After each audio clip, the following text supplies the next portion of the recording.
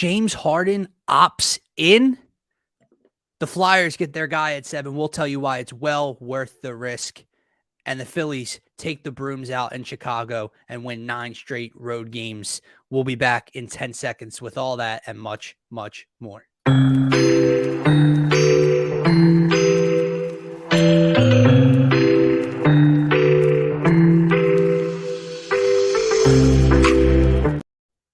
What is going on, everybody? Happy Friday. Welcome back to the Phaithful Phanatics Show live here on DSM-Media's Facebook, YouTube, and Twitter channels. Guys, if you are new to the channel, make sure to check us out on Twitter first at DSM_media. Hit that follow button. We greatly appreciate it. And while you're over on the channel, make sure to check the link tree out in our bio. It will take you to every social media platform we are available on. If you guys want to be interactive throughout today's show or any of our shows here at DSM, make sure you check out the YouTube link specifically. Subscribe to the new DSM-Media Philadelphia YouTube channel. That's where we're live here every Monday, Wednesday, and Friday morning on the Phaithful Fanatic Show. It is also the new home of every DSM pregame live we will be bringing to you guys in the future. I'm one half of your host, Dylan Davis. You can find me on Twitter at DylanJD98. To my right, my faithful co-host, Scotty. You can find him as well at Scotty Drown. My man, happy Friday. What's going on? And this might be the biggest show of the summer that we're going to do right here because there is a lot to talk about. Yeah, it may be the biggest show, but I would say the biggest show will come after Harden is traded, if and when that happens. But nonetheless, it is the biggest show so far of the summer, and I'm excited, man. I feel like there's a little concern with it, right? Anytime a guy like Harden's walking out the door or getting traded out the door, but there's also an exciting optimism that comes with it, and an exciting freedom that comes with that as well. And being able to get something back for him. So I'm interested to get into that. The Phillies swept. They're obviously rolling. Taijuan Walker gets his 5th straight win as a starter. He's got 9 wins on the year. It's ridiculous, man. And once again, the pitching just coming up huge in this game. And that's just such a great sign for a team that was pinpointed to rely on their bats. And that's the way they've been for the last couple of seasons here. But Nolan Smith, we'll get to talk about him a little bit. I'm excited for that. And some puck. Yeah, some puck, man. Some Flyers. I actually wore my Flyers shirt yesterday, prideful. I was mowing the yard. Look at you. And I had to rock the orange, man. Maybe I'll throw the orange hat on here at the end of the show. Absolutely. And really get festive. But yeah, it's time for the rebuild, and they're doing it the right way. So you got to be excited for that. I'm sure Dives, right? Mr. Crockpot, yes, sir. King of the rebuild. He's loving loves that, but he's loving it. Doing it the right way, man. Yes, sir, man. But let's start with the big news that obviously broke, just around 5 p.m. yesterday. James Harden had a very, very important decision to make at that 5 p.m. deadline on Thursday, and that was whether to opt in or opt out of his player option for the upcoming 2023-2024 season for the 76ers. And just the assumption, right, all along was that he was going to opt out and look for a more long-term, higher paying type of deal. He took around a $15 million pay cut last year to help out the Sixers and build this roster and try to win. Come back this year, everyone's expecting, will he get the max? Will the Sixers try to get him on a 2-year, $100 mil, $90 mil type of deal? And he opts in. But the opt-in does not come with the future prospect of wanting to stay here in Philadelphia. It is so that both sides can work on a trade out of Philly. Obviously, the Clippers emerging, his hometown where he wants to go back to. Evidently, they're emerging as the favorites right now to make a package for James Harden. But Scotty, first and foremost, before we get into any trade rumors, expectations, everything like that, how surprised are you at this was the landing spot? This is what it's come to after just a year and a half of James Harden's time here in Philadelphia post Ben Simmons trade. I'm very surprised. And you look back at it holistically, hindsight's 2020, of course, but you look back at it and you just think, how did we get here? Right? Like, how did we get to this point where once again we have a perennial all-star, right? Ben Simmons was an all-star. James Harden, obviously, a step above that, a Hall of Famer future. future Hall of Famer, I should say. We're here in this situation again. Embiid's about to change teammates again as far as the main road dog there. Right, his co-star. I'm surprised, man, because what this ultimately means when Harden has to opt back in and work with the Sixers to get out of Philadelphia, it means that his market dried up really quickly. It means that Houston wasn't really as interested as all of these rumors made them out to be, right? Any team that had money, cap space. Obviously, there's not a ton of teams that have cap space that are ideal situations for Harden, who says he's trying to contend, right? That's the main driving force here. So when you look at it from that perspective, I thought that was interesting that the market dried up. He had to ultimately come back to the Sixers, work with them, opt in. But I was surprised, man. I thought maybe he opts in, maybe just rides out this season, tries to build his value back up, tries to go at it one more time with Embiid and go for that ring. But it obviously didn't work out like that. And now we're hearing that Harden is disgruntled by the way everything has been handled, which is just, it's honestly hilarious. It's hilarious that he's disgruntled by the way things are handled because his camp put the smoke out starting at Christmas time, right? Christmas morning, we get it dropped in our head that Harden's interested in going back to Houston. Now, hindsight, once again, 2020, that was just put out there to drive up his value, ultimately get him more money. So now I'm wondering, with all of these tweets coming out, these rumors from credible sources saying the Sixers were never sold on James Harden as being part of their future. That's interesting because I've seen people say, if you thought that, then you should have traded for Tyrese Halliburton. The truth is, the Sixers may not have thought that at the time when they traded for James Harden. Well, it may have been what transpired over the last year and a half, him slightly regressing. I mean, he's obviously regressed in a sense as far as his first step, finishing in the lane, and his scoring ability. So when you see that regression, maybe the Sixers are ready to turn the cheek on him. And they obviously are, right? And it kind of makes sense. But I wouldn't go all the way back and just say, they shouldn't have done this, they shouldn't have done that. At the time, it's James Harden versus Tyrese Halliburton. Didn't know what he was going to be at the time anyways. It's interesting to see Daryl Morey kind of turning the cheek against James Harden. That's supposed to be his guy throughout time, right? And it's been the Philadelphia Rockets. And now Daryl Morey is kind of turning the cheek and saying, no, we gotta put our foot down. This is the line. Thankfully. And thankfully, man, thankfully. And to that point, I'm excited about what can come from this because, like you said, you get something in return, and that's not something that we knew we would get ultimately. Yeah, I mean, I think you said a couple of very interesting things in there, which is his market dried up, obviously, with Houston and around the league, but I think it also tells you that it dried up here in Philadelphia, as you alluded to at the end of your statement there. Like the Sixers had no vision with him in their long-term future, and like you said, so there's a few things here.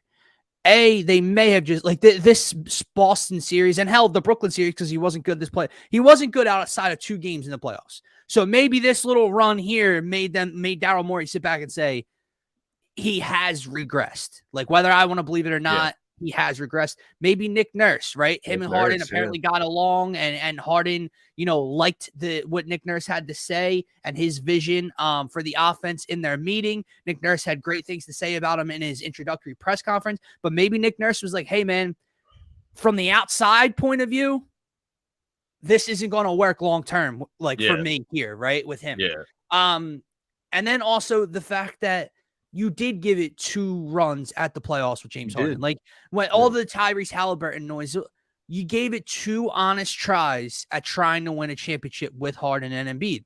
Didn't work out. You didn't get any further than you did pre-James Harden. But you had the thought process of this pushed us closer. Let's run it. You tried 2 times, didn't get any further. It's time to move on with his regression.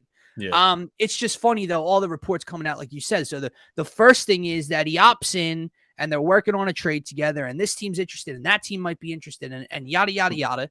And then John Clark reports, because it is interesting that it was an opt-in and not a sign-and trade, right? The opt-in gives the Sixers the leverage of, hey, he could come back. So John Clark reports that Harden opted in for the security of going to a contending team or remaining here in Philadelphia for one more year and trying to win a championship. Yeah. And this morning it comes out that James Harden is very, very disgruntled and displeased with how the Philadelphia 76ers organization has handled his, free agency campaign and everything like that leading up to today's 5 or 6 p.m. start time, right? Yeah. Man, give me a goddamn break. To your point, you know damn well it's him and his camp leaking all of this shit going back to before Christmas time about Houston and everything like that, trying to drive up the price for you. And that's fair. That's business, right? That's how business works. That's how the league works. That's how sports work. Okay? That's an agent's job to try to get the most for his player, right? Absolutely. However, you then cannot be displeased with the Sixers when they're not willing to give you that long-term deal that no one else is willing to give you. Because if the Houston thing was as real as you had alluded to, he'd be running back there the second the Sixers didn't say 3 years, 180 million or something. Yeah. Let me ask you this. Do you think that the Sixers ultimately may have pivoted during this process when they see that Houston is not going to give him a multi-year max type of deal? Like, once you see what the market is for James, you hear there's not much attention. There's no interest in giving him a max deal, multi-year type of contract. Maybe the Sixers look at that and they're like, well, nobody else is doing it. Why would we give it to you? Right, Let's go for this one more time. Right. Let's figure this out. Then James Harden's like, well, y'all don't believe in me? Yeah, you know what I mean? Like, right. It's the reverse in terms of the team side of things compared to James Harden, right? James Harden tried to use Houston as leverage. Oh, Houston's going to give me this and drive up Philly's price. Well, now on the team's point of view, well, Houston's only going to give you this, which means nothing. So we're only going to give you this. And Harden's like, oh. They hit him with like the reverse Uno card, right? Like, no. It doesn't work the way you think it's gonna. That's the thing, man. Like you said it earlier in the show, or actually you said it before the show started. Excuse me. You said, this isn't Tobias Harris that we're now looking to trade. This is James Harden. And I think what is kind of being perceived oddly to me is that the Sixers have no leverage here, right? And you said it just now with the John Clark tweet, basically how Harden opted in. It's not a sign and trade where we have to get this contract done or he might be stuck with us if we do that multi-year contract. No, he opted in for the $35.6 million. He's a Sixer right now. So, yeah, he can do the Ben Simmons thing. He could sit out if we can't find He can do the James Harden thing. He could do the James Harden thing. He could make himself fatter than what he, or a little more out of shape than what he usually is. But nonetheless, he's a Sixer right now, and there's nothing forcing the Sixers' hands aside from needing to know what you need to get for your team. That is the rush there. But you could argue that's the same thing for the Clippers. That's the same thing for the Knicks. Right. Everybody needs to know what they're going into free agency with. So there is an urgency to get the deal done.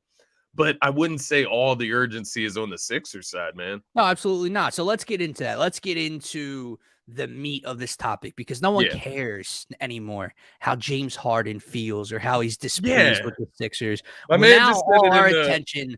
What was that? My man just said it in the group chat. Fuck James Harden, man. Like, honestly, bro. It's getting to that point, bro. Now listen, he hard, man.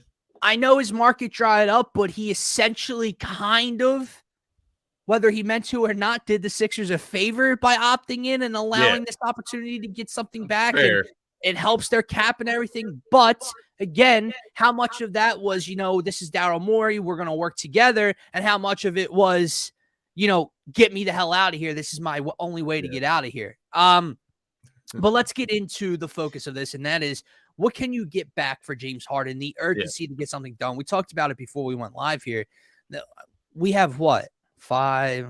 9-10 hours until Yeah. free agency ultimately begins. So if you're Daryl Morey, we know he's going to remain patient. He did it with Ben Simmons. He's apparently going to do it with Tobias Harris.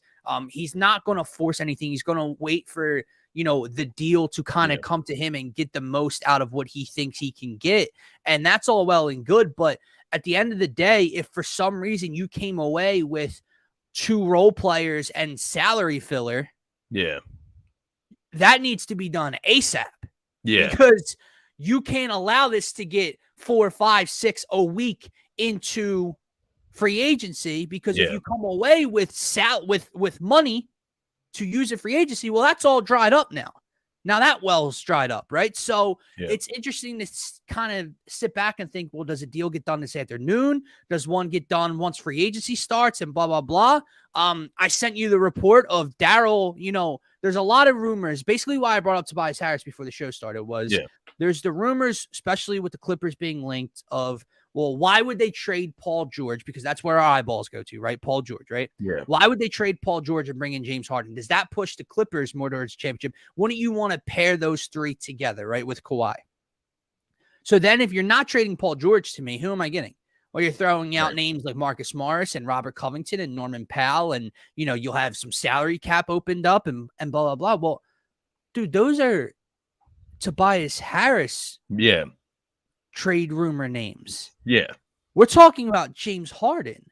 So excuse me, like at that point, I'd rather retain James Harden. Yeah. Unless it meant, you bring those guys in, you get a boatload of money, and Daryl somehow brings in whoever. But the link I sent you had said, that ain't going to do. And Daryl Morey won't pull the trigger on that until he already has another deal in place for a star, in quotes, maybe Zach LaVine. Yeah. A lot of movement could be going on over the next couple days, today, whatever the case may be, Scotty. What do you feel kind of just the market is for James Harden? What would you be willing to move him for at this point? It's an interesting question nonetheless. Where I'll start here, because PG would be the goal, right? Like that's the easiest swap that you could make. If they're willing to take on Harden and Tobias. Now, I don't know what that relationship is like with Harden and Tobias. It always seemed to me like they didn't get along on the court. It seemed like Harden was always yelling at Tobias on the court for doing something stupid. But if they got moved together, PG would have to be part of that deal. Absolutely. The salaries match. So that's something to keep in mind. Paul George, man, you say, why would the Clippers do it? I would argue that they would do it because James Harden, he's a different player than Paul George. He's a guy that can facilitate. He can connect their team in a sense. You already have your 3-and-D type of wing in Kawhi Leonard. And Paul George comes with his fair share of risk and injury concern. Not that Harden doesn't. Certainly doesn't mean that he doesn't. But I get why the Clippers would be hesitant to include him in a deal. You want to make that big 3. It makes sense to me. There's a fine line of a deal here. And I think Daryl Morey, like you said, he's a patient guy. How patient can you be with those things in mind of the free agency about to start? The Clippers need to get this deal done by July 1st, basically, or at the end of July 1st. Or they're going to have to include more to get James Harden. So it's in their best interest to get this done as soon as possible. Exactly. So, like, the fine line for me, Dylan, is like you said, Daryl Morey can sit here. He can be patient. He can try to get another star like Zach LaVine. He can try to include a third team. Maybe you get a point guard and get pieces from the Clippers, right? A point guard from a third team and pieces from the Clippers. I saw somebody mention, maybe you get the Wizards involved with Tyus Jones, or you get the Portland Trailblazers involved with Anthony Simons. There's even been the Dame rumors, right? Which is certainly a possibility at this point. But I would say the fine line comes with a clean trade between the Sixers, and the fine line is Paul George plus whatever else they throw in, right? A Marcus Morris, whatever they need to throw in to make themselves feel comfortable. And then the next tier down, which is a deal that I would ultimately accept. But like I'm saying, it's a fine line, because when do you accept this deal? When do you accept that this is the best deal for this situation? That deal would ultimately be Terrence Mann, Norman Powell, and I would need either Robert Covington, Nicholas Batum, and I would need draft compensation, man. Second round picks, late first, whatever the case may be. That would be a deal that I would ultimately do. You get 3 legitimate players that will be in your rotation. Terrence Mann could literally start next to Tyrese Maxey. They complement each other perfectly. And Norman Powell's just a walking bucket. So, like, that's something I would do. But it's like I'm not gonna just jump out of the gym to do that deal if I'm Daryl Morey. I'm gonna wait. I'm gonna explore. I'm gonna be as patient as I possibly can be. So it's really about what is the Sixers deadline to get this done? It doesn't mean that it's when the moratorium ends today and free agency starts. That might not be the Sixers deadline. Maybe the Sixers deadline is 2 days after free agency starts, before the free agency pool is completely cleared, right? But for the Clippers, like you said, to get under that second apron to avoid being penalized with all the tax penalties that come with the new CBA, they need to get this deal done before that new CBA kicks in, or they're going to have to give up a lot more in order to get it done, which maybe that's when you start talking Paul George for James Harden, because they have to at that point in order to get him. It also, if they do not move Paul George in said deal, it puts the Clippers in cap hell next year. So this would be a 1-year run at a championship. If it doesn't work, they got to blow 3 guys that are injury prone. Let's be honest. So there's a lot of concern from that point. The Sixers point, man, that package, I just don't know. I don't know how to feel, because there's a few ways to look at this, right? There's a way of saying let Tyrese Maxey get the ball more, put the ball in Tyrese Maxey's hands. It's still Joel's team, and you add 3 valuable, role pieces around those 2 stars. And with Nick Nurse, maybe you beat the Boston Celtics if James Harden isn't that bad, right? Yeah. Whatever. There's another way to look at it that's just not good enough. And you're not better off with Norman Powell and Robert Covington than you are with James Harden. The other side of things, that is gnawing at me of trying to figure out how I feel is James Harden could have walked. And if James Harden walks, not only do you lose that player in that piece, but you also have salary cap issues for him walking and not opting in. So if you trade him for Norman Powell and salary filler and this player, you at least get something of value in return for a guy that you could have got nothing for. So there's a lot of different ways to look at it. It's just holistically, the Sixers aren't a better team if that's the trade package, and then those guys and assets are not flipped for something else. Now, maybe that's what Daryl has up his sleeve, as that article alluded to. Maybe you trade for a Terrence Mann or Norman Powell or both, and picks and blah, blah, blah, and you can throw that at a Chicago Bulls team and get Zach LaVine and throw Tobias Harris in the mix, or whatever the case may be. I'm not sure. But the Sixers are definitely, in my opinion, not a better team if those guys are just retained for this season for James Harden. So it's a very iffy feeling I'm in right now. We got 2 comments of the 2 guys that Wendy threw out there, and I sent you the video, and you said yes to one, you said no to the other because of who would be involved.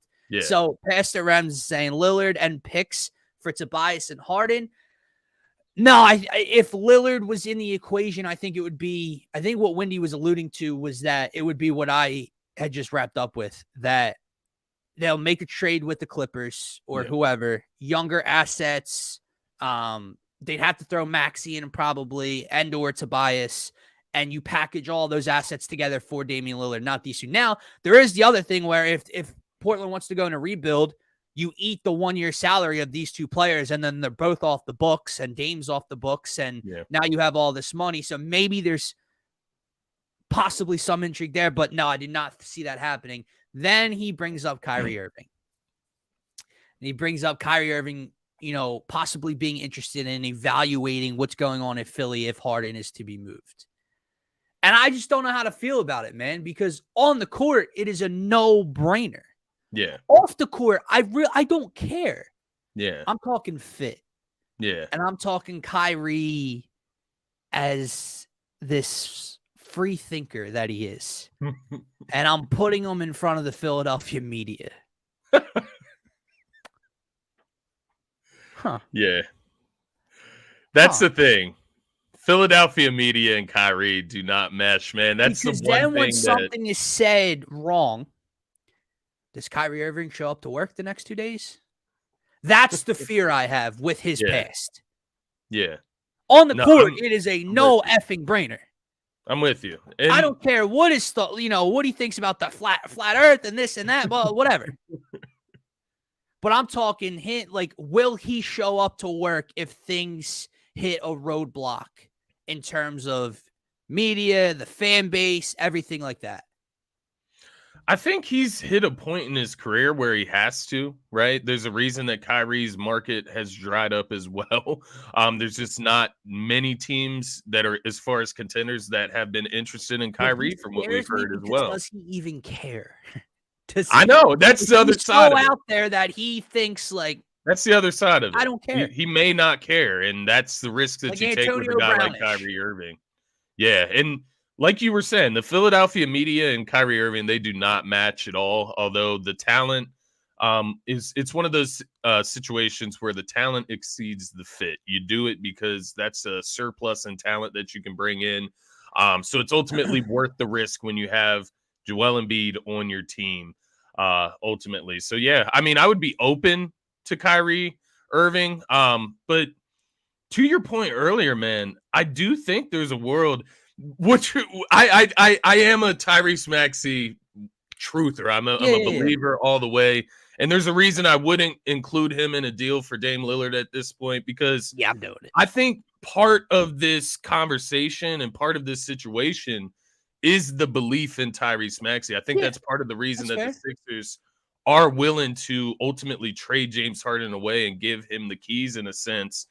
But to your point, I get why the man, pal, that type of deal is unappealing, especially from James Harden. And, it's just hard to make that deal without exploring every single option and going up until the deadline. I don't believe Daryl will do. Right? So yeah, it is a little concerning in that sense of how long does this drag out? What else does it linger into? And then other things that I wonder as well, man, is Joel Embiid part of this? Did he sign off on, hey, we're moving, James Harden, we may get this, and this back. Tyrese Maxey is going to be a bigger part of the team. This fits Nick Nurse's system, blah, blah, blah. Did they include Joel Embiid in this decision to not give James Harden a long-term contract? Because the other side of this, man, as you kind of alluded to in a sense, is, you go into next season, maybe Tyrese Maxey isn't who I thought he was. Maybe he, goes into his fourth year, stunts his development. You have Nick Nurse, who's a new coach. It's a new system. No Sam Cassell, another, or another teammate gone from the situation. Maybe Tyrese Maxey falls flat on his face. And then, Joel Embiid demands that trade out of Philadelphia because this thing went sour. There is that world in it, and it does make you wonder, how does this affect Joel Embiid, who seemed to like playing with James Harden in a sense? Yeah, no, and this is a great point here too. There would be nothing worse than a disgruntled, disinterested James Harden on the floor next season. Often looks that way anyway. But he also, dude, at 34, can't get an extension, has to enter free agency at age 35. He can't afford to sit out wherever he is. Yeah, take a year off. There's no shot. Yeah, no. And if I'm Daryl, I know that's how the league works, man. And I know that's basically how we got James. Yeah. However, if I'm Daryl, you can continue to sit, bro. You will sit here all year unless I get the deal I want. Now, it sounds kind of petty because it's wouldn't you prefer at least Terrence Mann and Norman Powell if he's going to sit out all year? But at the end of the day, I don't know if I'm just going to, I don't know. I'm kind of petty like that. I want to just give in. It depends, because it really, it's that fine line, man. And only Daryl Morey would really know in this case. what is actually being offered. He's on the phone with teams. They're saying, Right. this is the most we will give up for James Harden. Right. So only he can know. But it's also I'm telling you, that there's one something article that intrigues me about Terrence Mann and this Sixers team. I just like the kid. He got an uptick in minutes in the I playoffs like him. last year. Shot 47.4% from the 3-point line, man. Dude. And this dude is a 6'5" combo guard. It's very interesting with Tyrese Maxey. Especially if you could bring in Powell and Powell and Covington.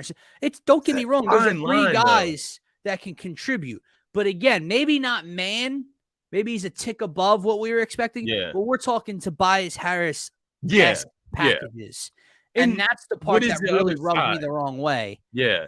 But like you said, if Maxey takes that leap and gets more responsibility, and Joel is still Joel Embiid right this year, and you bring in those guys, and you keep D Melton, you keep Tucker, and you bring back Paul Reed, you do have a much deeper team than you had last year. It just all depends on if you're better. Now, the last thing before we move on here, Scotty, because we do have a lot of other stuff to talk about. And no, you're 100% right, man. They all fit Nick Nurse's system. Two things from the James Harden point of view. It is intriguing to me, that article that I sent you about, man, is Daryl cooking something up behind the scenes? Because maybe this is the type of move, but then two of these guys and Tobias Harris, and maybe Jaden Springer get packaged for somewhere else. Yeah, give me like Zach LaVine. Yeah, there was this Tyrese Maxey, Embiid, and that player here in Philadelphia, and then that's a lot better looking, core. Right? Exactly. I do think that's a great point that kind of gets left out, that we've kind of looked over in this situation, where maybe if you have a Tobias deal in place, now you do pull that trigger on the James Harden deal. You've seen those reports, right? Like you've seen the Woj or Shams report of this is the deal, and then right below it, blah, blah, and blah, blah are not expected to stay in Philadelphia. Yeah. Hold on. And it's like, they're on another flight somewhere else. The last thing I wanted to ask you, man, how does this affect Tobias Harris? Are we really expecting two biggest trades this offseason for the Sixers? And we're talking basically a completely different roster? Because, like, if you're moving James for, let's say, a deal like that, where you're talking 2-3 new role players that all play, and then you still want to move Tobias for 2 role players or something, you're talking a whole new roster with Embiid and Maxey. Is that reasonable anymore? Or are you keeping Tobias Harris for the 1 year if you move James Harden? Does Tobias Harris fit the Sixers better without James Harden? Right. As kind of a third scoring option. It's something to consider, man. And once again, it just depends what's being offered for Harden. But I think it's something to consider, because you would have more room for Tobias to operate on the offense. Obviously have the ball in his hands a little bit more. That was part of what hindered Tobias and put him in a corner. But now I can't forget about his crumble cookie comments. I know. And that's part of it. What I could ultimately see, because I do think coming into this situation with Nick Nurse, I could see them wanting to start completely fresh. So to answer your question, I could see them trading both of them if they can get value that they feel meets the mark. But something else that is really interesting to me, man, the idea of pairing PJ Tucker and Harden and trading them both out of Philadelphia, getting off that PJ Tucker contract, because let's be honest, man, PJ Tucker is not very appealing without James Harden. Like, without a guy that gets him in position and makes him something on offense. Otherwise, he's nothing. Like, he's literally a zero on offense. So I would be open to moving him with Harden just so you could get back even a little bit more. Is anyone going to take that deal, though? I don't know. I really don't know. Like if you're the Clippers, for example, if you're getting James Harden and PJ Tucker, maybe you're willing to move off of something better, right? Like, I don't know. It's an interesting thought, but I do see PJ Tucker as somebody that could be thrown in there. Is he a guy that wants to be in Philly if Harden's not there, right? Like, that's a question we have to ask ourselves as well. I don't know. I feel like you do, even even if you do move Harden, which we obviously feel is going to happen, it seems like it's going to happen shortly, but I feel like you have to move one of PJ or Tobias fit wise. I feel like you just have to, That's fair. especially if we're talking about that deal from the Clippers. The bottom, the lowest deal that I would accept, that 3-player deal with Man and Powell included, you clear out a spot in the starting lineup Absolutely. of Because Harden again, and another player in that starting lineup, I feel. talking about Nick Nurse's system, one of the major flaws this roster had last year, whether we wanted to admit it in the moment or not, is you can't have your 7-foot center and then 2 power forwards on the floor that both, Tobias is athletic. Yeah. He's not wing NBA prototype athletic. That's a good way to put it. PJ Tucker isn't athletic, and so like you have 2 really unathletic power forwards on the floor at the same time. Yeah. Harden was slower and didn't have that jump. They lack athleticism. Yeah. Maxey, smaller guard, fast as hell. Yeah. He's not jumping out of the gym at you. So that's where you would have to fix that, to your point, or PJ goes to the bench. Yeah, that's another solution. That is a fair solution to the situation, man. I'm just thinking, you add premium 3-point shooting with that deal, because you look at Norman Powell, 39.7% from 3. Terrence Mann was 38.9% in the regular season from 3. It sounds nice, right? Like, I don't know. We're going to see how this plays out, because I say that I would accept that deal. But as we've been hinting at throughout this show, there's a fine line, and we could very well be surprised what the Sixers are actually able to get back in a sense. That's what I'm saying. And again, especially if they pair Tobias in that deal, and that creates an opening of huge amounts of money. Right now, you do not just move James Harden for the sake of moving James Harden. Yeah. So does this deal make the Sixers better? Right. Those two? Probably not. No. Yeah. Like, if anything, it makes them the same. Right. You know what I mean? Again, you can argue what they do well and the fit and athleticism for Man, but are those two, instead of James, if you added those two to James Harden, we'd be talking. Like, if you're replacing James Harden with those two, is that pushing you past Boston in the second round? If you bring in Terrence Mann and you have Tyrese Maxey, you are holistically counting on them both making a jump next year, right? Terrence Mann in a starting role, bigger minutes, making an uptick in production. Tyrese Maxey, same thing, but at a higher now, Powell and Melton off the bench, like, I like it. It's nice. It's just, where is that?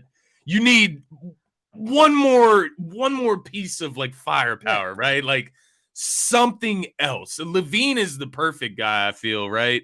If they could ultimately flip Tobias in some like you said, like we said earlier, right? Like, you trade Harden to the Clippers for Man, Powell, and whatever cap filler and some draft compensation.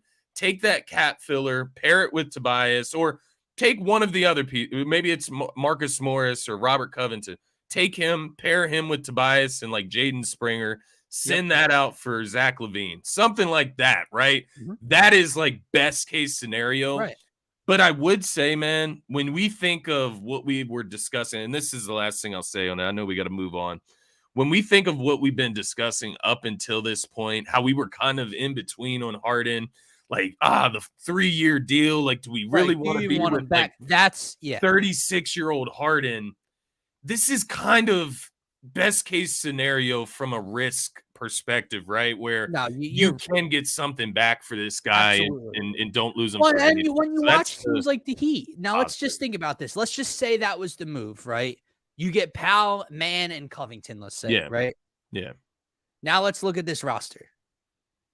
Embiid, Maxey, let's say they keep Tobias, PJ, Melton, Springer, Reed, Powell, Man, Covington. And when you look at a team like Miami, who was just able to get to the NBA Finals and win a game, and you see their talent, right? Yeah. It does make you think, like, maybe fit wise, but again, it just on paper, it 110% does not make you better. So Yeah. We'll circle back around to it. Free agency opens up tonight around 5 p.m., 6 p.m. I forget.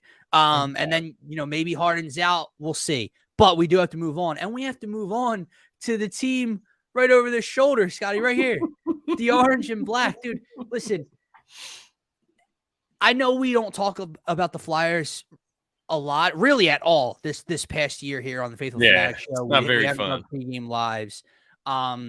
You can call it bandwagon if you want to, but like this team was bad, man, and you knew they were bad, and ownership and management was a cluster F, and they're turning a new leaf. Danny Briere, Jonesy, they're being open with the fan base, they're rebuilding, and they did something special for me the other night. And I texted you this, and I actually tweeted it out. Before they made the selection, they have an opportunity to do something to draw me back in. And yes, it's not for this year, and it ain't for next year. Hell, it might not even be for the year after that, Scotty. But the Flyers with the 7th overall pick, let me not butcher this name. I believe it is Matvei Michkov out of the KHL, okay? Matvei Michkov is a risk. A, for the fact that he has a 3-year deal in the KHL. So he's most likely playing all 3 years of that out. And then you have the geopolitical issues with his area and just even getting him to be able to come over here and stick and play. Yeah. I believe he's going to get here. I believe that he wanted to be here from all the interviews I've listened to and listened to Danny Briere talk and listened to, him through a translator talk, right? I believe he wants to win here. I believe he somewhat hand-selected Philadelphia. It's a risk, but it's a risk they had to take, and here's why. Dude, this kid, and I'm not trying to come off as like I've watched Mitch. No, I haven't. But I'm going off of what I've looked into, what I've read, what the highlights, everything. This kid is the best Russian prospect in 15 plus years. Like Ovechkin, hold on, let me read these numbers for you real quick. Let me pull this up. Sorry. So he had 16 points in 7 games. So from was the World Yariv Wallach, he tweets out, Michkov at 16 and 17 years old here, playing against grown men in the KHL, Russia's league, second best in the world. He has the most points per game of any Russian prospect ever. Broke every record. That includes Ovechkin, Malkin, Bure, Panarin, etc. In any other draft that does not include Connor Bedard, who is Connor McDavid 8.0, apparently, this kid is the consensus #1 overall talent. Consensus across the board. He was basically the consensus #2. Yeah. It's just teams that, maybe are trying to speed up their timeline are not willing to take that risk and or wait 3+ years. But the Flyers can afford to do so, Scotty. The timeline almost matches up perfectly. I mean, would you love for the Flyers to be ready 2 years from now? Absolutely. That's just not the case. A rebuild isn't going to take 1.5 years. It's just not going to happen. You don't win that way in today's NHL. They can afford to wait. He can afford to wait to come over and wait on them. And they needed a star. They needed a quote-unquote game changer, right? And everything points to this kid being that. Claude Giroux is going to go down as one of the all-time great Philadelphia Flyers. Probably one of my favorite Flyers ever. He's the captain. Claude Giroux, that star talent, the star-level talent that we needed? No, he wasn't.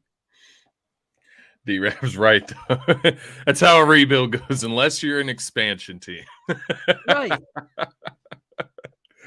No, I think it's exciting, man. You hit all the nails in the head regarding this draft selection.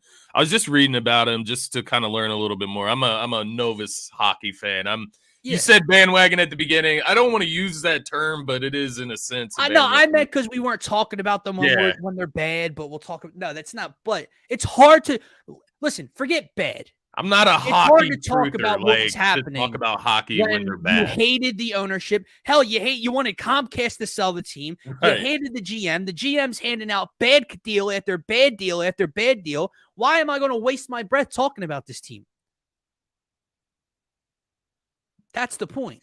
Looking at what he did, though, I see what you mean because, obviously I'm not going to have a frame of reference on No, this but Sky, Russian just watch. league. If you haven't, But just watch a little bit of them. a grown man Russian league, right? You're talking about the KHL. 22 goals in 22 games in a league with grown If you men. He had haven't seen any of his tape, just 20 just go on points YouTube and watch a little. in 27 games, starting the season as a 17-year-old. But really what I'm reading that excites me is kind of what you insinuated at. He kind of forced his way to Philadelphia in a sense. Now, the idea was he wants a big market. That's what he wants to be a part of. Now, Philadelphia fit that cause, right? But he denied workouts with a couple different teams, I believe. He apparently declined to meet with them because the market wasn't big enough. I think Arizona was one of the teams that specifically was mentioned as him not meeting with them. I at don't know all how the because Flyers it's not snuck big them enough. into the area or into the country, but they Yeah. apparently met with them twice this past week brought and him in. nobody knew about it. Yeah. Brought him in, had him go into like the stadium, showed him around, really gave him a warm welcome from the sound of it. But you just listen to some of the things he says. He talks about his dad that passed away earlier this year in April. He said he just wants to fulfill the goal that his dad had set out for him, which was to hold up a Stanley Cup. You read this quote from him here. So, my biggest wish is that I want to come to Philadelphia and I want to help them win a Stanley Cup. I know they've been waiting a long time for one. That's my goal. That's why I'm coming here. And you're talking about a 17, 18-year-old kid that is ready to come over to the NHL, play for the Philadelphia Flyers. Like, he's not saying I want to go to the NHL and play. I want to go to the Flyers and I want to bring a Stanley Cup to them. Now, obviously, any kid that gets drafted in any sport is going to say that, right? But to hear him say that, to see the actions that he put into action before the draft even got there and ultimately make his way to Philadelphia, you can't say more about that. And you couldn't be happier at the potential that lies with this, right? And you mentioned rebuilding the right way, Briere, Jonesy, doing it the right way, completely clearing house, right? And starting over, creating a fresh culture and bringing in talent. I think that's the biggest thing, man. A lot of that Young talent. that old way of doing things, you're bringing in, guys from other teams that were developed elsewhere. They're not bought into this Flyers organization, and they ultimately flounder out. They're just And not. you hand them horrible deals. Horrible deals. Terrible deals. Talent. You're paying over the mark for guys that are not worth the money. Like, I don't know if you've seen anything about it, but and I like the Kevin Hayes signing when he came over here, right? And Kevin Hayes was given a really, really bad deal by Chuck Fletcher. Yeah. And so the other day the Flyers moved him for a 6th round draft pick. Okay. Yeah. And not everyone, but a lot of people were upset because they heard rumors of what he could potentially get on the trade block and etc. They come away with a 6th round pick and everyone's freaking out. It's to get that off of the books. Now the Flyers are retaining 50% of his salary, but to even get half of that bad contract for a dude that wasn't going to play, him and Tortorella's relationship apparently was just not, it wasn't being repaired. Okay. Didn't exist. So, he didn't really play last year. I don't even know how much he played at all. For a guy that really wasn't going to play here, you get 50% of that bad contract off the books. That's huge. And that's all Danny's doing. And he stockpiled draft picks and he nailed this draft class, apparently, past Mitch Cobb. So I like the direction they're going in, man. It's going to be brutal to watch, but at least there's a light at the end of the tunnel. Okay. Yeah. That's the one thing Now, the question is, like, how long does John Tortorella stick around here? Because they brought him in too early. You're talking about a dude that is built to try to win. He's not built to tank. He's not going to tank games and throw games, etc. That's why they ended up with the 7th overall pick, essentially. Now, they lucked out, but does he last through this rebuild? Was he brought in too early? I don't know. It'll be interesting to see where they go from here. Nonetheless, it's always fun to talk Flyers when they're semi-relevant, at least. I think what we can come out of this with, man, so far this offseason for the Flyers, I mean, you can have a little bit of confidence in the future, I would say, at least. They're I doing think things just the right making way. that selection Yeah. should give you confidence. That the fact that they're willing to take that risk. Yeah. You could look back on this in 5 years and he could still not be here. No, he's never coming over. They still had to take that risk that night. You have to go for the upside, man. I will not look back on that and say, well, you see, you could have taken the kid Leonard. This kid never played. Blah, blah, blah. No, you had to take this calculated risk. And again, you just have to feel and be confident that he's going to come here for all the reasons you laid out. All the interviews, the multiple meetings, the fact that he shut other teams out in the top 7 because he wanted to come to Philly. And I loved the final thing he said in his interview on draft night. I forget what the woman had asked him, but he essentially looked at her, smiled, and said, well, I guess that means we'll start winning when I get here. Kid's confident, bro. Kid is confident. He's it's that Russian. If you haven't watched anything yet, I'll send you a link or just go on YouTube after the show. Watch 25 seconds of this kid, of his highlight tape. It's gross, dude. And like I said, if Connor Bedard is in last year's draft, next year's draft, the year, whatever, if Michkov is in next year's draft, he is the consensus number 1. And you're talking about him as being a generational talent compared with Ovechkin and Malkin and Panarin and all these all-time greats, right? Instead, all the highlight and spotlight is on Connor Bedard, and he kind of gets this little shadow casted over him. With the risk factored in, he slides a little bit. With that said, we're going to move on here. And we're going to talk some Phils, man, because they brought the brooms out. I forgot my broom, damn it. They took the brooms down to Chi-Town. And took all 3 from the Chicago Cubs. They've now won 9 straight on the road.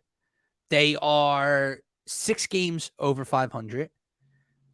And they're playing good ball, bro. And I think as you alluded to start the show today, it starts with the guys on the mound. Taijuan Walker, again, fantastic last night. 6 strong innings. Scotty, heading into the month of June, I believe he had almost a 5 ERA. It was a high 4. He's almost at a 3.9 now from how great he's been in this 1 month of baseball. He gets through 6, he gives a 1 run, and he had to work out of a lot of jams and not due to his own fault. Kyle Schwarber drops a ball again in left field. Brandon Marsh drops a ball out in center field. Blue Pit. The Phillies made a lot of mistakes behind Taijuan Walker last night, and he pitched out of each and every jam, surrendering 1 run through 6 innings. Marte comes in. He was good. Soto comes in. He threw like 5 pitches. They got 3 outs. He was great. And then Kimbrel comes in. He's locked. Dude, Craig Kimbrel is locked down right now. I'll never forget. I think I said it on a show. I tweeted it out. I went to back-to-back Phillies games against the Marlins very early on in the year, if you remember this. Yeah. And they lost both. And the second one went to extras. And I remember Kimbrel trotting out for the 10th, right? And you had, at least I had, no sense of confidence that Craig Kimbrel was not going to give up this ghost runner on second base and the Phillies were going to lose this game. And that's exactly what happened. He was terrible. Now, I don't see a world in which Craig Kimbrel is surrendering a run when he steps out onto the mound right now. He's had a total revival on the bump. So the pitchers were great last night. Turner doubles, Steele Sturridge, Schwarber homers again. So first pitch of the game. Oh, you people! Why is he leading off? That's why.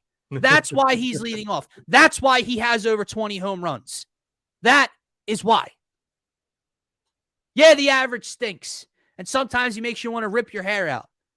The OPS has been up, and he gets all these home runs because he gets all these opportunities and chances and swings and at-bats to hit these home runs. That's why he's leading off. Not to mention, Scotty, I don't know, they're winning. That's all I care about. Since Kyle Schwarber has been put back into the leadoff spot, they're winning. When Kyle Schwarber led off in his first year as a Philadelphia Philly, they went to the World Series. So stop bitching. Oh, my God. Oh, Bryce Harper's not hitting for power. Up, 2-run single up the middle. Oh, dude, listen, there's complaints to be made. Trey Turner, another mistake the other night on the base paths. Drop balls in the outfield. Schwarber stinks in left. I get it. Topper playing Josh Harrison back-to-back days. I get it. There's things to be mad at. They're winning, Scotty. So shut up. They're winning a lot in the month of June, man. 18-7 in the month total. You talked about Taijuan Walker, 5 straight wins as a starter. They're rolling right now, and you just got to appreciate the baseball that they're playing. There's no need to nitpick, complain. They've been able to work themselves 6 games above 500 in the month of June. So let's give them a little bit of applause for what they've been able to do and stop complaining so much. I think it may have been Mark Henry last night that I saw tweeted out. This Phillies team is special, man, and they're putting together special performance after special performance. And once again, the bats are not even rolling the way they normally do either. The pitching staff looks out of this world right now. To be honest, the bats are averaging like 6 runs per game.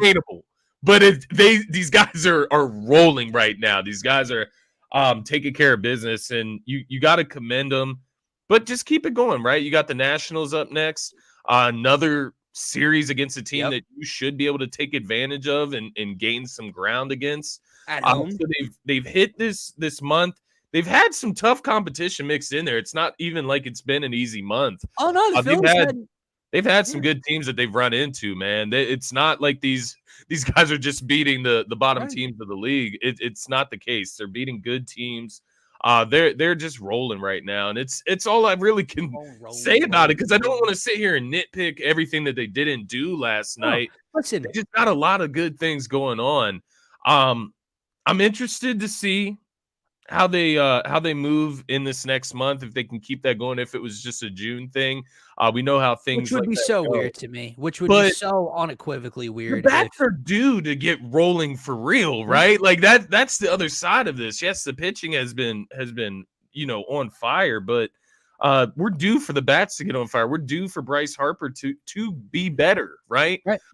So there's a lot of things that can trickle down and make this Phillies team even more powerful than what they've been of late. But if you're complaining right now, it's odd. I get the lineup. There were complaints about the lineup, I think, last night or the night before. That's fine. That's fine. And I'm not saying they're not deserved. Listen, give the credit when they win with that lineup too, though. That's the other side of that. You can critique and you can analyze and you can think that something should be done because you think it would be better. That's fair. That's what you and I do, right? Yeah. When you podcast, when you talk about a team, what you're supposed to do. It's what you're supposed to do. But when you're proven wrong, maybe take your foot off the gas pedal a little bit on that stance. Like, dude, the Kyle Schwarber leadoff thing is unbelievable to me. Everybody hates it. Everybody hates it, Scotty. He is not your prototypical leadoff hitter. I understand.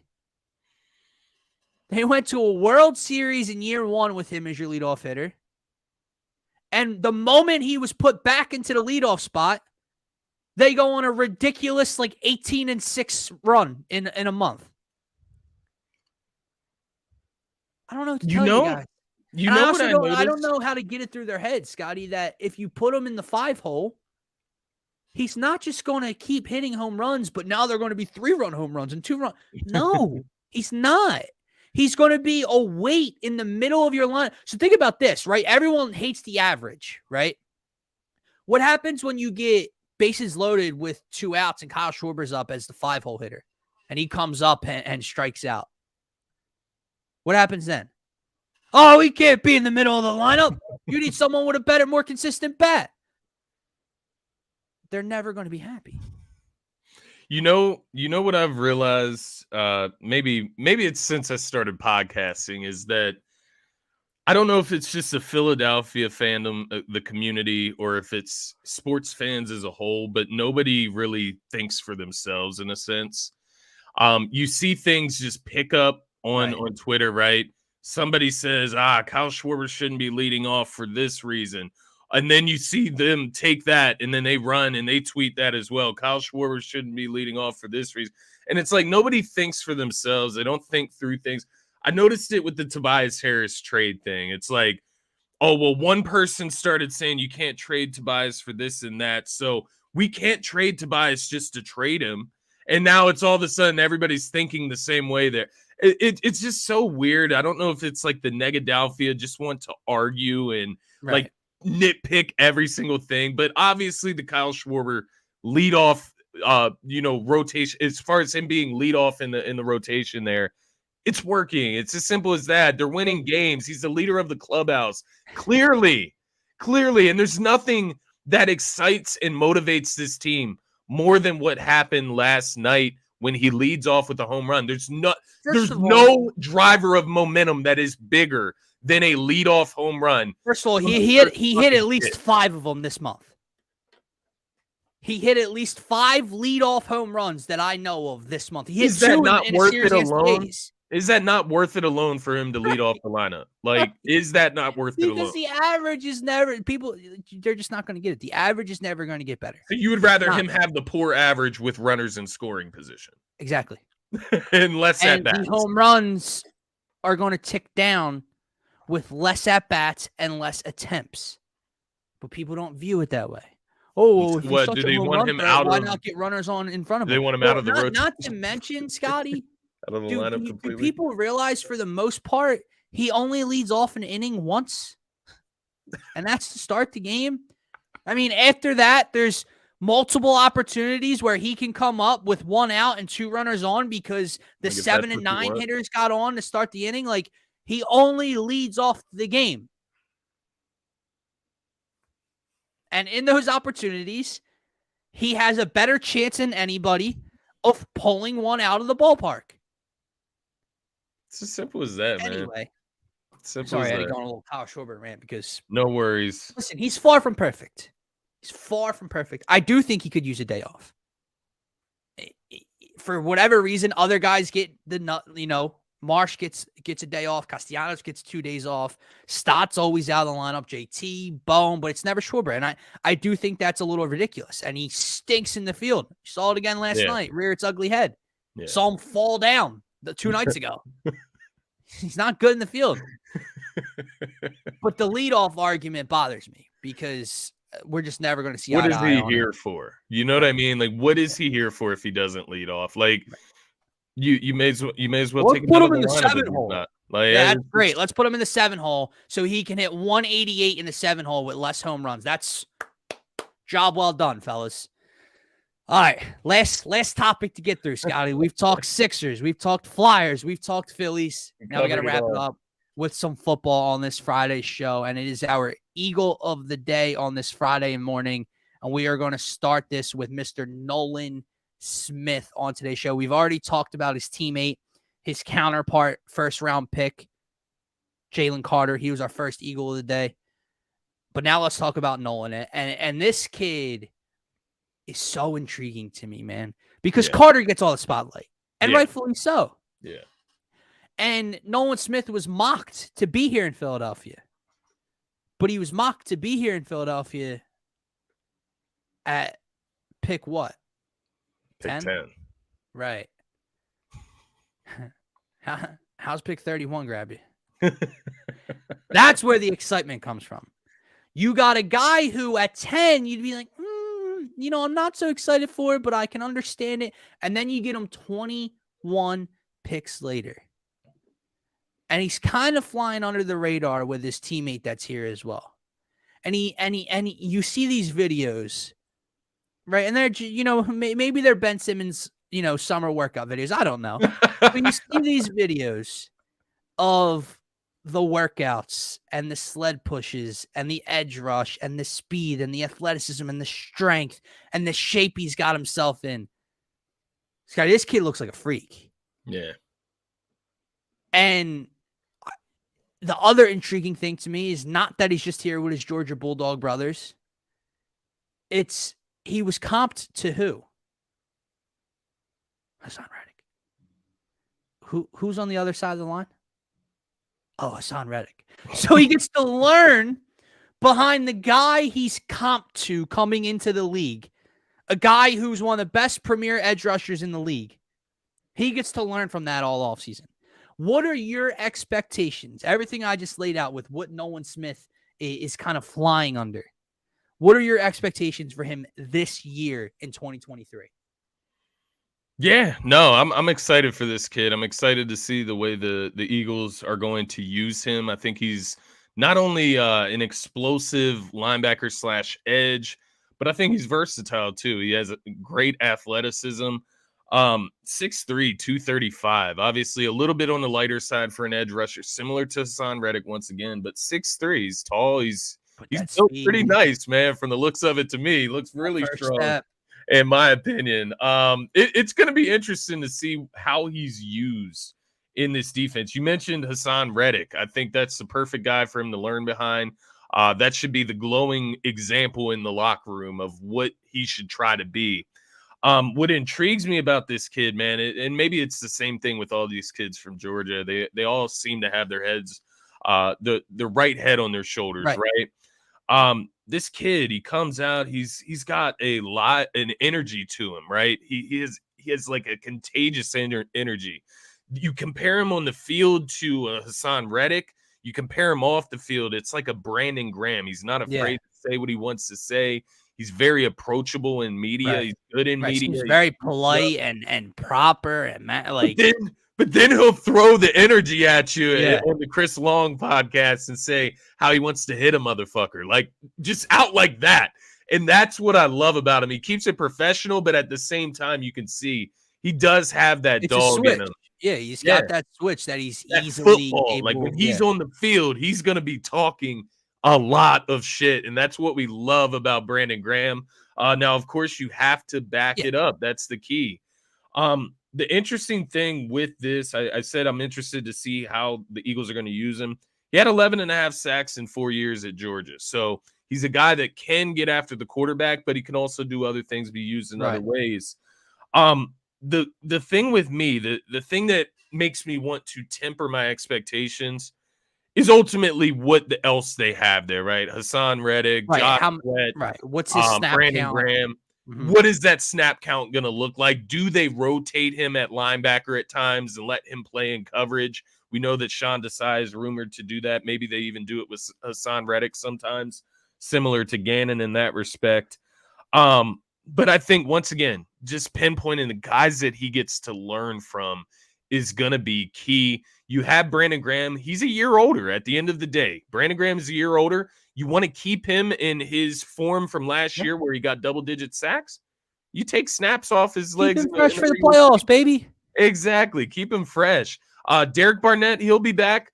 He's coming off a torn ACL. We don't know what we're going to get from him. Dude. So notch Nolan Smith up another notch, right, over him.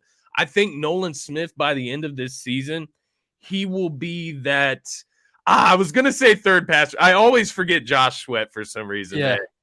He'll be the fourth pass rusher on that edge behind Brandon Graham, but I think they'll probably get around equal snaps towards the end of the season once he gets comfortable. But I'm going to temper my expectations, maybe 2-3 sacks this season, but he'll look good/great in other ways. It's not just going to be the eye-popping number. I feel you. It's just, again, I do agree that it all comes down to playing time and how much he's on the field and put in that position. But and where he's going to play, if he's able to do so a fair amount, Scotty, I think he goes over. Like, the fact that he was rumored to be a top 15 draft pick is what stands out to me. That's why I have so much faith in Nakobe Dean. Now, again, that's different circumstances. This is Nakobe Dean was all injury concern and blah, blah, blah. But when Nakobe Dean was a projected top 20 pick, you have the confidence that he can step in day one and do his job, right? Yeah. Okay, so Nolan Smith, he's a first-round pick, but he's 31. He was picked at 31, blah, blah, blah. Why did he slip?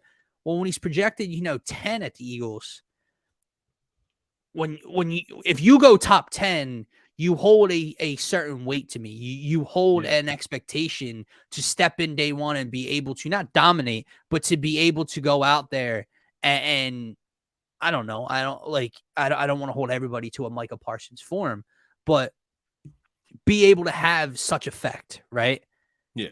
So if he gets the playing time, to me, I think Nolan Smith's impact is much greater than we're kind of thinking early on here. If he gets the playing time, who knows? Yeah. Like, dude, Tough that to one say. video, the center of gravity for me is like that one video of him bending around, kind of, Yeah. swimming around the tackle, but he's so low to the, like his knee is almost on the ground. Yeah.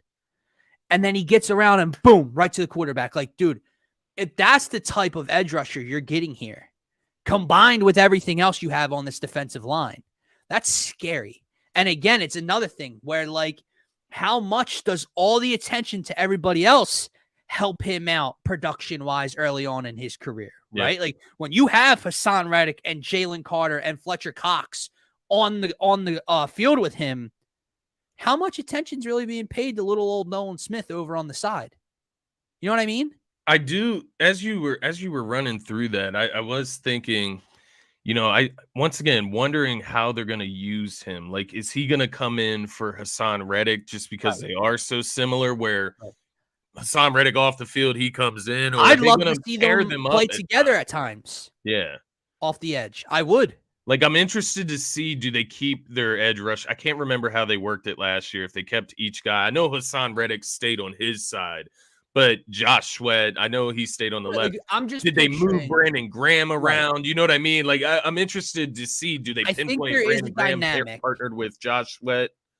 I think there's a dynamic in the size scheme where we do know he will drop linebackers back into coverage. Now, Reddick, I don't really need to see drop back into coverage, but we know that Smith can and is willing to do it. He did it well at Georgia, right? So Smith is well more accustomed to dropping back into coverage as a backer than an edge rusher like Hassan Reddick. But I'm intrigued by them on the field together, man, not just across the line from each other and both coming off the edge, but Scotty, like, if you can get creative where put them together in a bunch on the left side of the line and run a stunt where they both look like they're coming, but maybe only Hassan comes in a gap and Smith drops back into a little spy. You know what I mean? Like, Yeah. different shit like that. You can get really creative with these dual threat kind of linebackers that Nolan Smith is. It's interesting, man. I'm looking at Micah Parsons in college, and I just wanted to have a frame of reference because it's easy to compare these guys. I'm not Right. saying Nolan Smith is going to be Micah Parsons. It's not the case. But what I wanted to point out is just that transition from the NCAA to the NFL, and things are just completely different. Schemes are different. Players are used differently. Micah Parsons, there's talk about Nolan Smith being undersized. He's 6'3", 235. Micah Parsons, 6'3", 245. So 10 pounds difference. He's been in the NFL 2+ years now. So he's had time to build that weight. But you look at Micah Parsons in college. Now, mind you, he played linebacker. I understand that. 1.5 sacks, 5 sacks in 2 seasons in college. Nolan Smith, I don't think he ever eclipsed above 3.5 sacks in college. But my point there is that it doesn't translate that way. In the NFL, there's going to be a lot more passing. There's going to be a lot more opportunities to get after the quarterback. Yep. So to your point, that transition could look a lot smoother than what we're expecting just because of what he has been known to do in college. That really doesn't matter in a sense.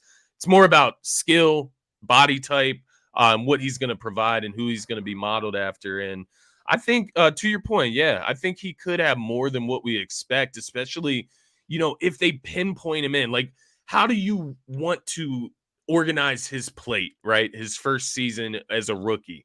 Do you just want to pinpoint him in as an edge rusher? Just let him pin his ears back when he goes out there. He doesn't have to think about. You want to simplify what he wants to do, but he also seems so. He seems also smart. Seems so intelligent and has a high football IQ. I mean, dude, if you were going to play for 4 years on that Georgia defense, you got to know what's going on. You know what the F you're doing. Nakobe Dean knows what he's doing, right? So, like, to me, I don't know if he's a guy you really have to simplify it for. What I think that the best way I could put Nolan Smith on this Eagles defense, and you could almost say the same thing about Jalen Carter. That's the crazy thing about this draft for the Eagles. Trent Cole. Nolan Smith provides, like, he raises the ceiling on this defensive line. And that's crazy to say because if he is what we think he is, you're just talking about another added element of pass rush. And you think about the loss of Javon Hargrave, the double-digit sacks once again that he was able to provide last year, that pressure up the middle. People are trying to say that the Eagles downgraded on their defensive line, but you add Jalen Carter and Nolan Smith. That's 2 players for the price of 1. And not listen, even the price of 1. They're not even close to being paid like Javon Hargrave, but listen, I know we're down on him, 1. But you also get Derek Barnett back. Yeah. Dude makes me pull my hair out. Yeah. He can still have a handful of sacks on any given year. We don't know. Now, I hate that argument because I do hold these two in Jalen Carter and Nolan Smith to a very high standard right now. Like I know everyone, well, they run a rotation and they're rookies and they're young and will fit. No, F that, dude. Other teams, they get these all-world talents, Micah Parsons. They get these guys and they're in the Defensive Player of the Year conversations. Some are in MVP conversations. I don't need to wait and let Jalen Carter grow. Throw him in the middle of this line and let him be the all-world talent that he is. Nolan Smith was a projected top 15 pick. Throw him out there and let him do what he does. I don't need him to, learn the playbook and learn the size scheme. No, F that, dude. It's literally only here in Philly. Like, I hate that shit so much. Like baseball, right? I'm seeing guys that come up, in a year and a half, in 2 years through these systems, and they're 20 years old and they're ridiculous and they're rookies of the year and blah, blah, blah. But our guys are 24 years old sitting down in AAA. Well, he's still young and he's got it. Dude, he's just not talented enough then, okay? That's the part that pisses me off. The thing with Jalen Carter and Nolan Smith is one of these guys need to come in and basically say it doesn't matter, right? Like, it doesn't matter the scheme. It doesn't matter me learning the new scheme, me being a rookie.